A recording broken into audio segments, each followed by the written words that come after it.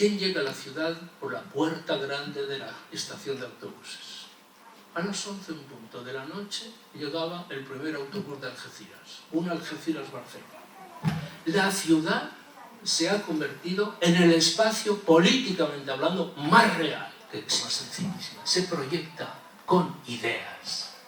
Se proyecta con ideas. Se construye la democracia con ideas. Y lo que hace Podemos en estas conversaciones de amigos y entre amigos es justamente ayudar a construir esas ideas para poder después proyectar y construir nuestra democracia.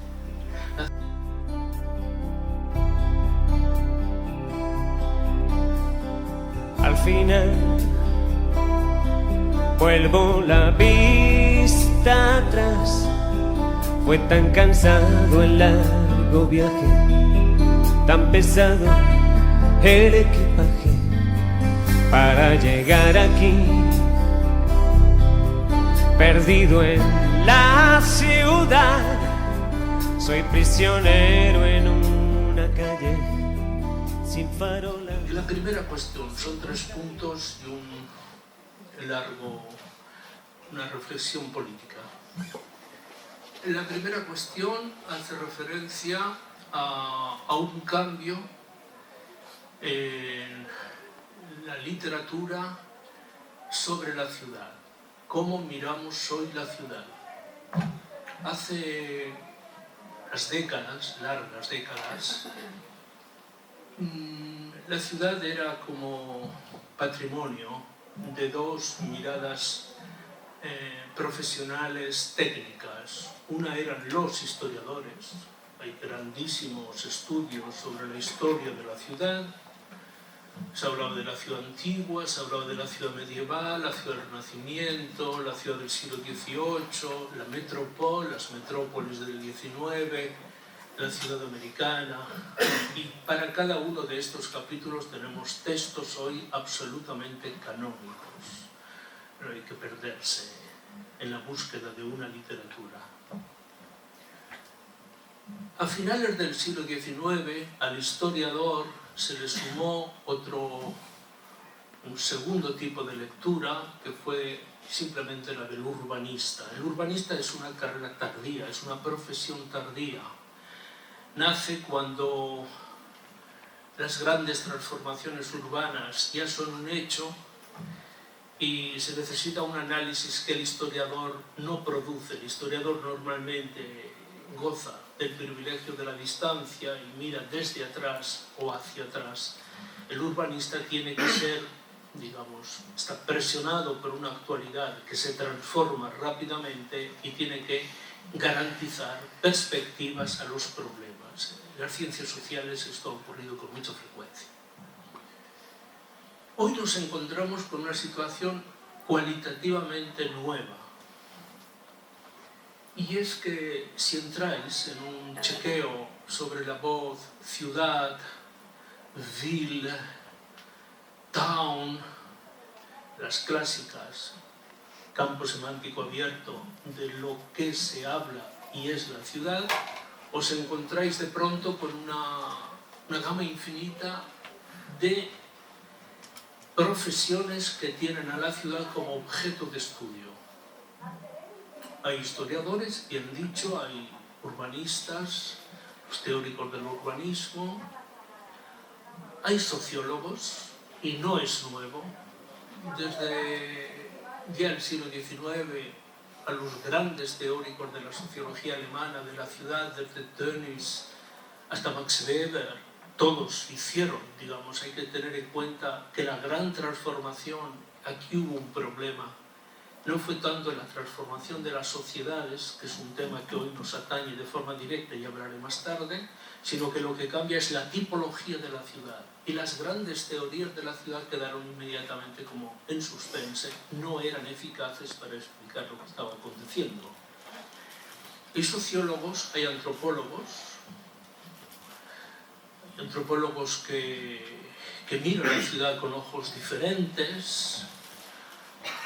Hay economistas que miran la ciudad, hoy ocupan un puesto muy importante, hay sociólogos, hay antropólogos que miran la ciudad con ojos diferentes. Hay economistas que miran la ciudad, hoy ocupan un puesto muy importante. Hay economistas que miran la ciudad, hoy ocupan un puesto muy importante. Hay sociólogos, hay antropólogos que miran la ciudad con ojos diferentes. Hay economistas que miran la ciudad, hoy ocupan un puesto muy importante. hay todos aquellos que podemos llamar técnicamente se acercan a la perspectiva más de tecnologías aplicadas, ingenieros, y voy a hablar de ellos también, hay paisajistas, hay trabajadores sociales, hay aquellos que dibujan los mapas de la exclusión y de la integración social, hay aquellos que se preocupan fundamentalmente de entender la ciudad ya no como un fenómeno físico heredado de los grandes formalistas del XIX, sino como algo, por definición, algo social.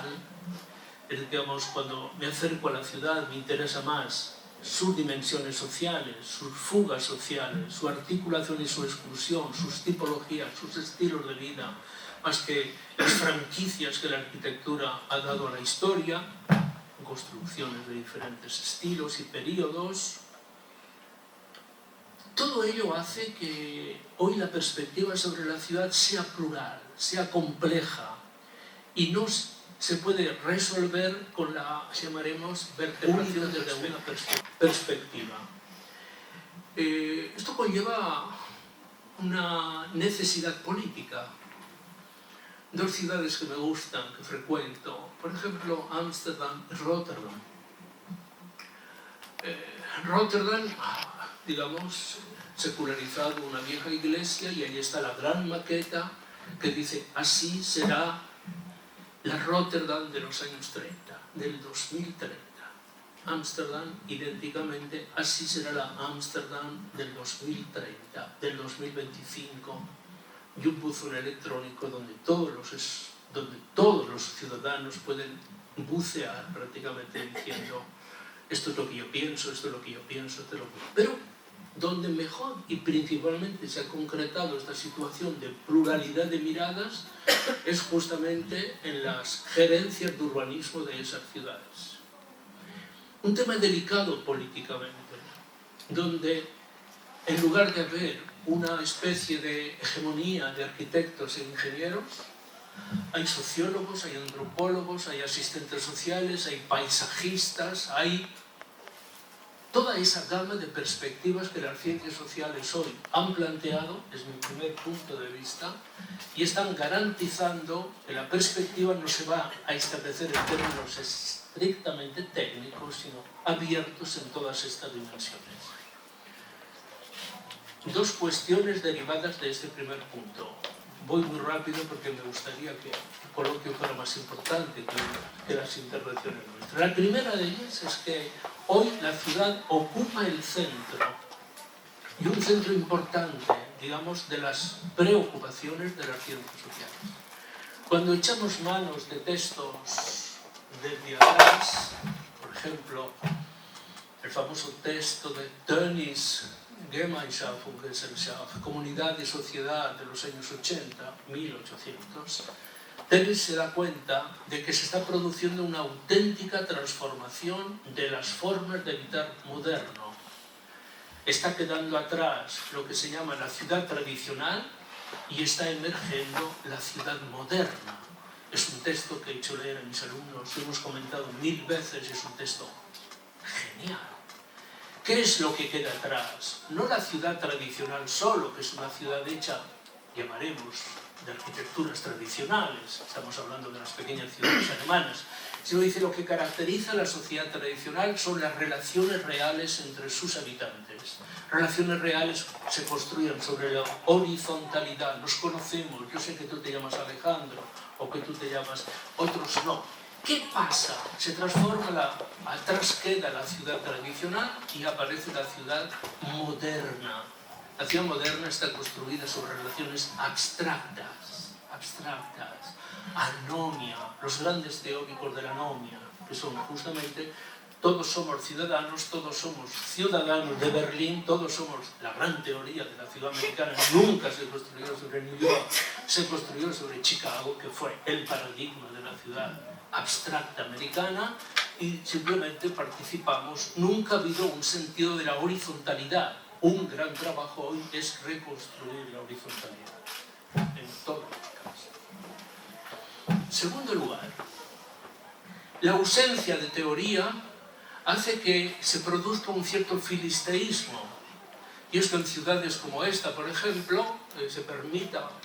se legitimen con un pragmatismo feroz eso que se llama aplicación de políticas urbanas que a la altura de hoy son absolutamente abyectas. No se puede sostener una ciudad de cuyo futuro no se habla nunca. No se puede hablar de una ciudad que no conocemos a dónde va. Digamos, instituciones como las gerencias de urbanismo, el ayuntamiento local, terminan siendo absolutamente ilegítimas desde el momento que no se preocupan, sobre todo una vez que se analiza la complejidad social que una ciudad como esta, de media y de pequeña escala, tiene. Sin embargo, en las últimas 2 décadas, voy a poner un límite, allí por los años 80, últimos 80, primeros 90, donde se da un giro ético en las ciencias sociales muy característico, la preocupación por la ciudad cambia de tercio y se comienza a entender, como os venía diciendo, no como algo formalmente construido, sino como socialmente activo. Es un término clave en la sociología americana.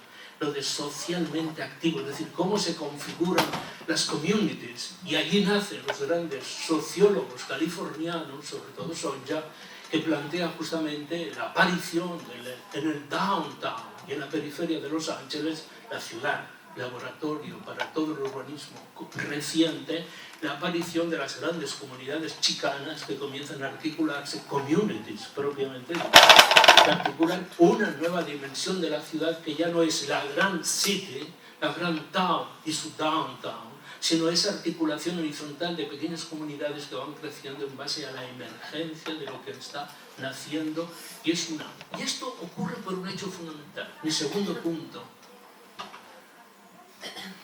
¿Saben? Les podría preguntar, ¿cuál creen ustedes que es el acontecimiento más importante del siglo XX?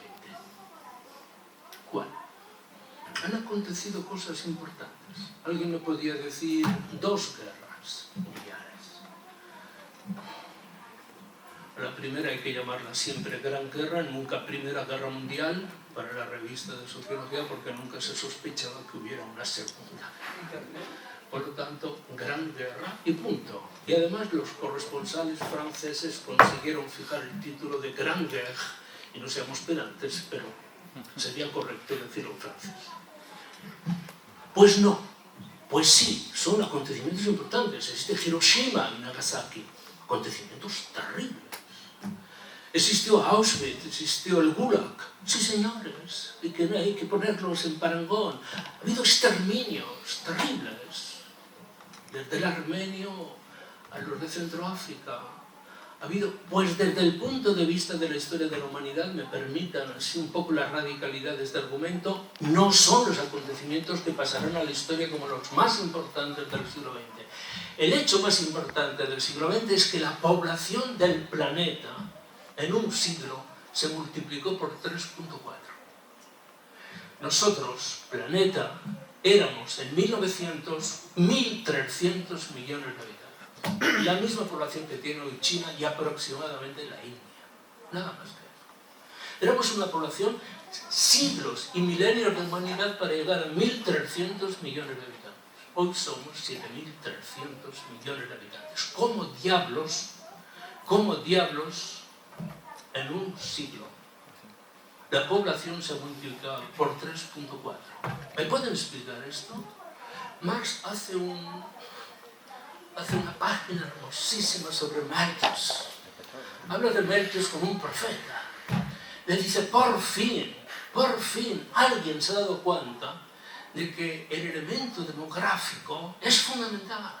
Y cuando escribe la crítica de la economía, la introducción a la crítica de la economía política del año 1857, en aquel momento, Marx dice, cuando se estudia una sociedad hay que comenzar por la población. Las 4 paginitas que hemos trabajado 100 veces. ¿Y cómo es la población? Esta es la cuestión que más plantea el año 57. La demografía ha sido siempre una cenicienta entre las ciencias sociales. Ha sido un servicio auxiliar de échale mano por aquí, échale mano. ¿Me puedes decir la población de... Oye tú, ¿me puedes decir la población de... Si os pasase, por ejemplo, un mapa mudo de África? Y la primera cuestión fuese ponerme la población de las repúblicas africanas, tú, y el que falle 5 a la biblioteca. Probablemente sacaría vuestro teléfono y dirías, Nigeria, ¿cuántos tiene Nigeria? ¿Qué tiene Burkina Faso? ¿Qué tiene Laos? ¿Qué tiene otros países de Asia? ¿Qué tiene? Decís, no relevo. ¿Cómo que no relevo? Es fundamental manejar las escalas demográficas, los mapas demográficos. ¿Por qué? Por una razón sencilla. Los 7.000, os pregunto, ¿dónde viven los 7.300 millones de habitantes que tiene el planeta? Esta es la cuestión que os estoy planteando. Nosotros somos una anécdota. Perdonad. No, en fin. ¿Dónde viven? Lo que quiero plantear no es un mapa de situación, sino simplemente de una tendencia. En este momento, la última estadística sobre población da que el 64% de los 7.300 millones de habitantes viven en zonas urbanas o megaurbanas.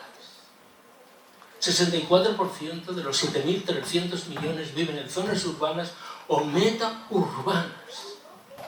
Han nacido esas nuevas ciudades de 25 millones, de 40 millones, han aparecido como nuevas realidades sociales. Toda la gran teoría social sobre la ciudad se ha quedado inválida, coja, incompetente, ineficaz incluso para plantear las nuevas complejidades sociales. No sirve hablar de tal o de cual, no basta acudir a los grandes teóricos, no, hay que hablar con otras escalas. La escala es fundamental en ciencias sociales. Y para eso ocurren ciudades que son complejísimas. Manuel hablaba del regreso a lo rural, al espacio, las utopías rurales, pero trabajan siempre en pequeña escala. Lo que está costando, digamos, aceptar es esos flujos de desbordamiento rural hacia la ciudad más complicada del mundo, más compleja del mundo, Lagos, la capital de Nigeria. Un aluvión permanente, sin infraestructuras, acumulación de hechos. La periferia de DF.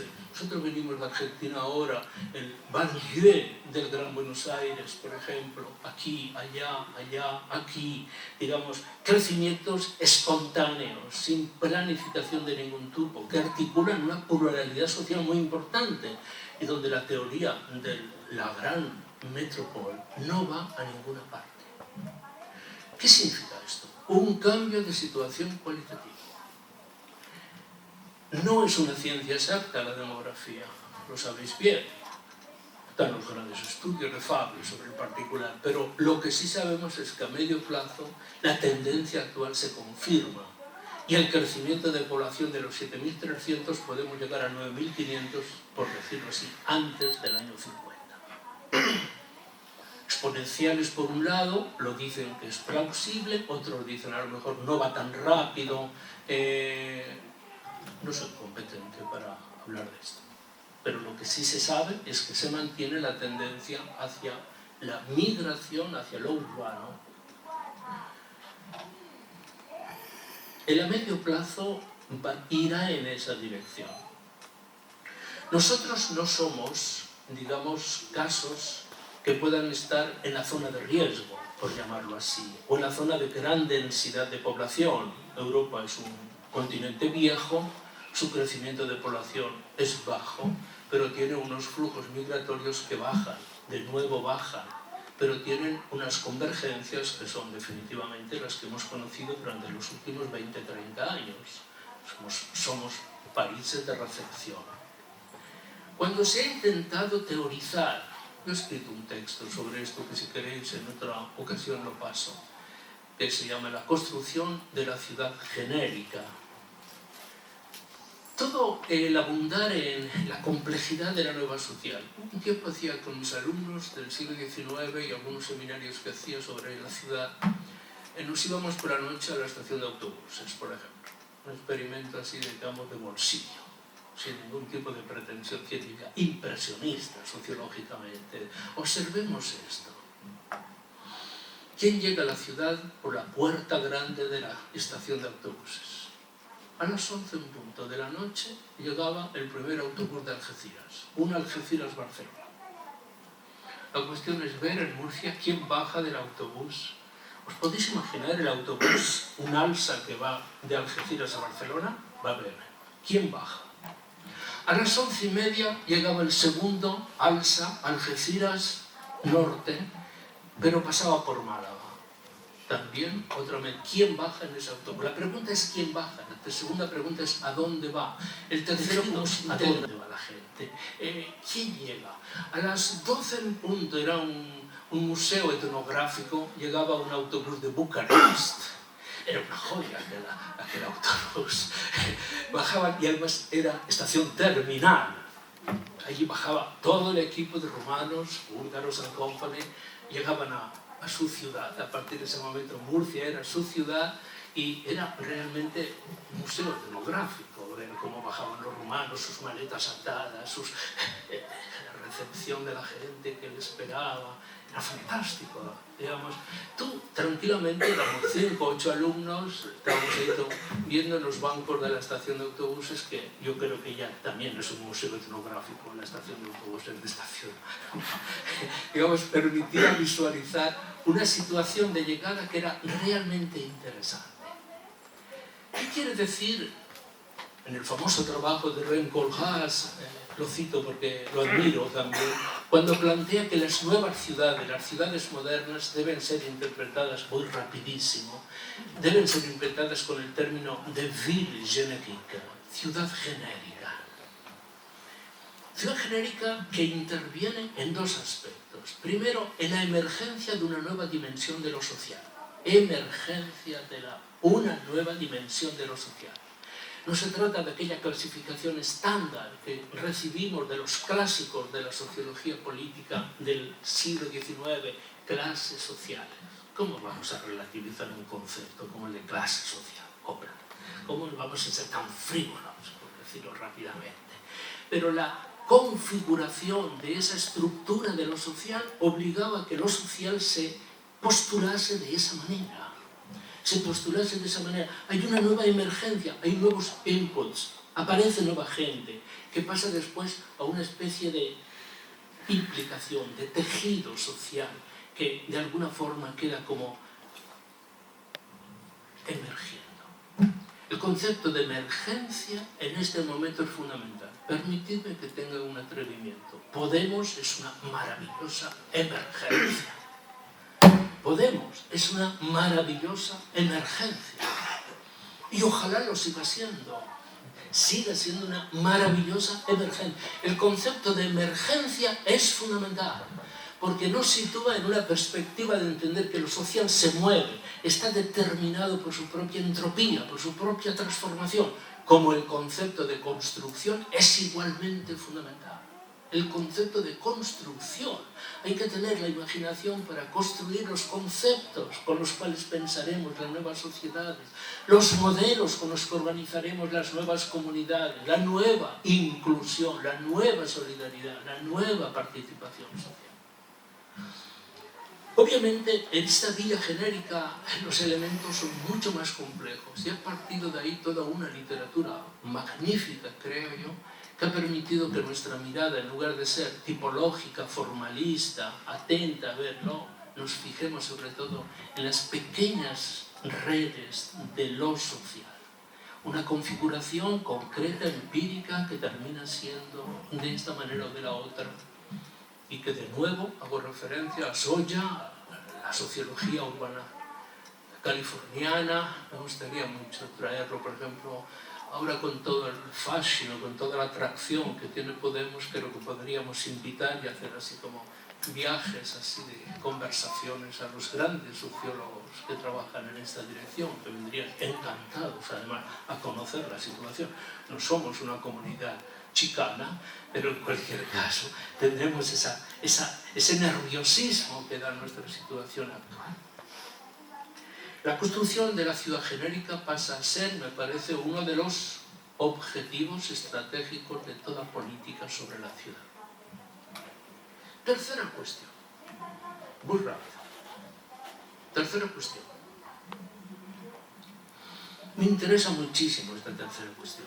En un proceso de desterritorialización de la política, la ciudad se ha convertido en el espacio, políticamente hablando, más real que existe.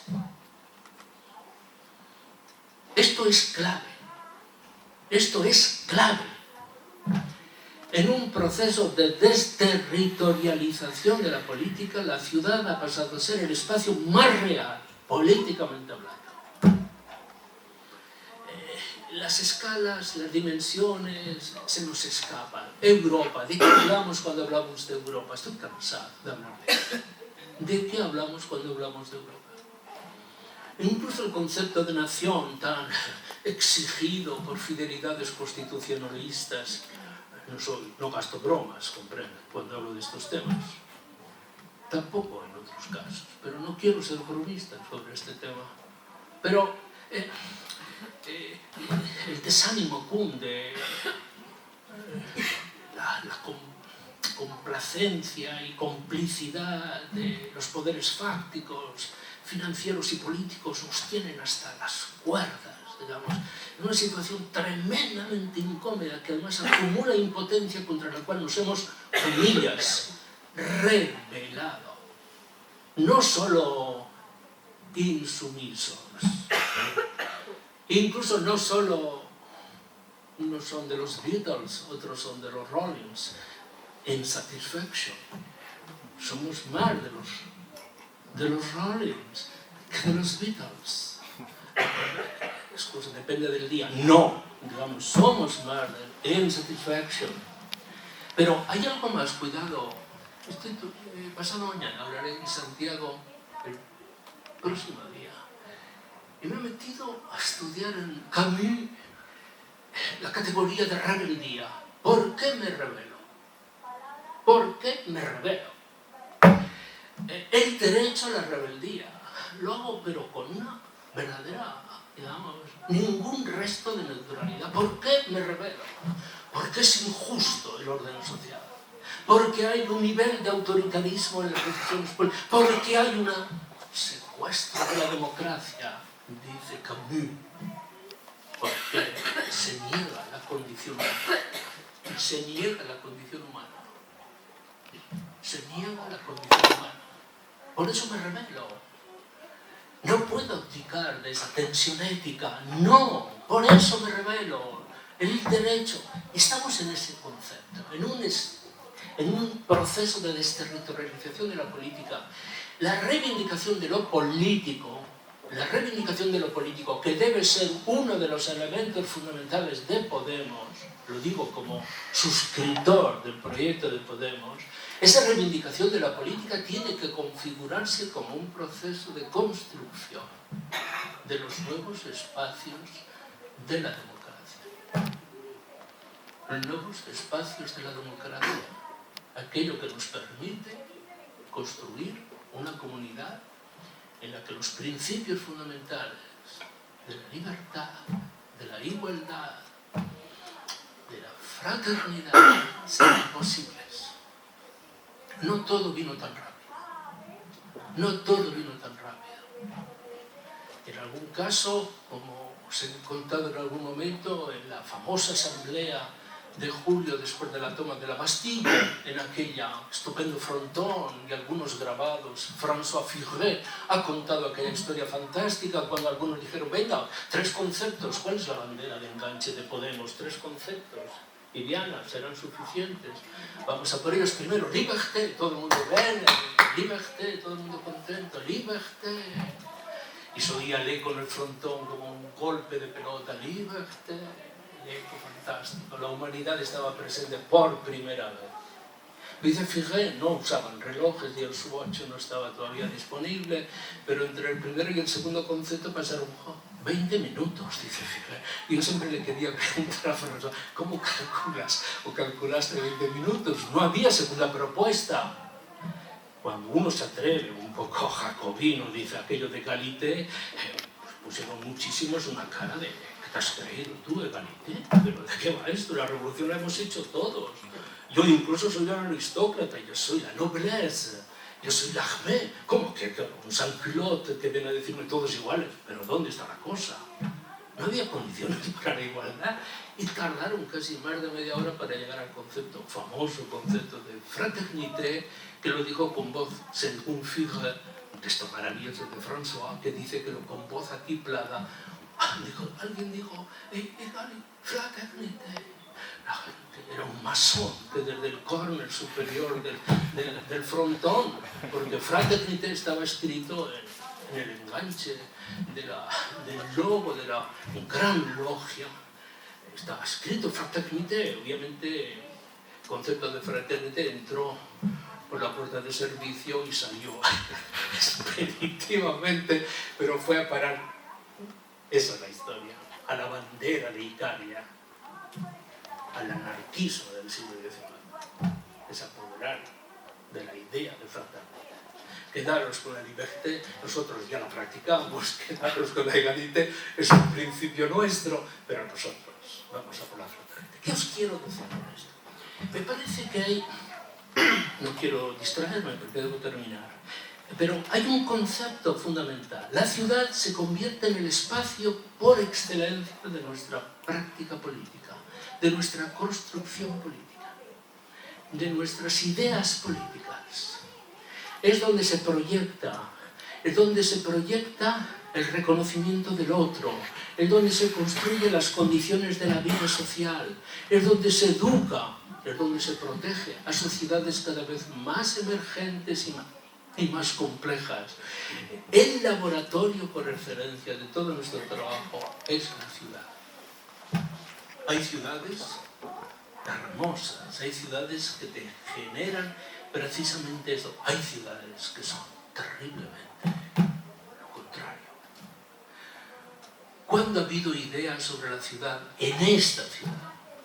¿Cuándo? Cuando ha habido un punto crítico ha sido, digamos, excluido.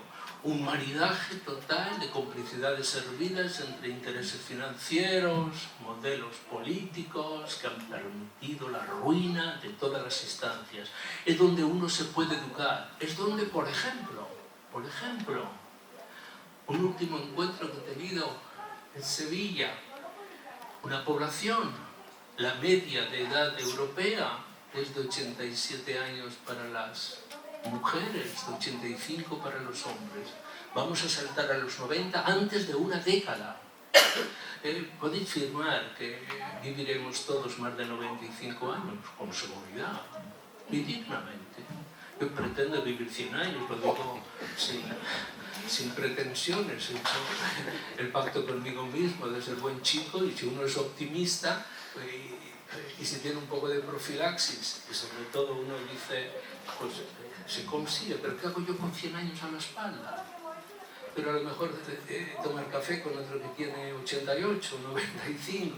No, el problema es que la sociedad actual está cambiando, el problema es que la educación de la sociedad está cambiando, el problema es que la articulación social está cambiando, el problema es que lo social está cambiando, ha cambiado definitivamente. Y la política, que en última instancia es el arte de los posibles, debe hacer posible la democracia, debe hacer posible la libertad y debe hacer posible la convivencia. Y la ciudad es el laboratorio de esos tres experimentos.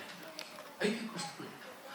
Decís, te olvidas de algo tan importante que Manolo además ha planteado, Manolo, coincidimos tantos años ya, que digamos de alguna forma es fundamental. Ese mapa de Zaraiche, ese mapa de Zarandona, los restos testimoniales, esa hoguera de San Juan. Sí, pero hay algo más.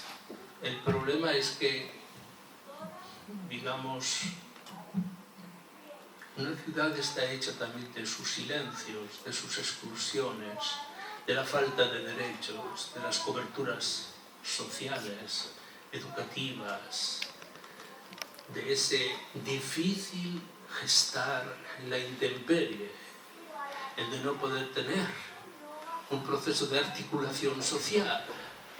Proceso de articulación cuando se unificó la Alemania del Este con la federal por un ingeniero había una cuota, había que pagar. Tenga, un ingeniero vale 45.000 en aquel momento, ni siquiera 45.000. Se pagaba la formación. ¿Qué ha costado la formación? ¿Qué ha costado para una persona que tenía 50 años, 45 años, era ingeniero, además era luterano y había sido comunista y socialista? Terminaba en la calle y dice, pero yo sin trabajo, ¿qué visibilidad tengo? ¿Qué dignidad tengo? Sin trabajo no tengo nada. Es que decimos tantos parados, opla, que no es eso, que el problema es más serio desde el punto de vista ciudadano, es lo que significa la ausencia de articulación social. El derrumbe de una subjetividad, el que a partir de ese momento uno es solamente inepto, digamos, sin dignidad para poder construir su propia dignidad de ciudadano. Digamos, hay que construir ciudades dinámicas que articulen todas las variantes de esa complejidad nueva de su emergencia. Tenía 4 o 5 puntos, pero ya he abusado del tiempo. Y lo único que recuerdo es esto. Primero, un cambio de situación en los discursos sobre la ciudad. Hoy se habla de la ciudad desde perspectivas muy diferentes, distintas a las que normalmente dominaron la larga historia del urbanismo y de la historia. En segundo lugar, un cambio de situación. De 1.300 millones a 7.300 en un siglo. ¿Saben ustedes lo que esto significa? Una complejidad absolutamente nueva. Hoy asistimos a una situación global donde hay una profunda asimetría entre lo que podemos llamar la complejidad cada vez mayor y el déficit de instituciones internacionales que garanticen la governance de ese mundo. ¿No? Por eso, el último texto de Kissinger sobre el problema del abandono de la hegemonía americana, la gran tradición, dice Kissinger, un viejo zorro de la política del establishment, dice, ha sido el abandono de la hegemonía americana, un tema caliente para todos. ¿Cuál es la situación? En tercer lugar, y este es el problema, un desafío personal. Podemos tiene territorio político extraordinario. Dialogar con esa nueva emergencia, transformar las condiciones políticas, garantizar, porque de nuevo el concepto de construcción resulta absolutamente central y políticamente estratégico. Debemos de construir las condiciones de la comunicación, las condiciones de las relaciones sociales, un proyecto político que además los ciudadanos, no solo de esta ciudad, también de las otras, llámese como se llame, están ansiosos por poder compartir y poder definitivamente construir. Evidentemente, veo a Javier allá tarde, digamos, los procesos de la cultura articulan el imaginario cultural, el imaginario social y ayudan también a construir un tipo de proyecto donde los conceptos, las ideas, ¿por qué os digo esto? Lo digo de una forma sencillísima, se proyecta con ideas, se proyecta con ideas, se construye la democracia con ideas. Y lo que hace Podemos en estas conversaciones de amigos y entre amigos es justamente ayudar a construir esas ideas para poder después proyectar y construir nuestra democracia. La ciudad es el laboratorio por excelencia de este trabajo. Muchas gracias.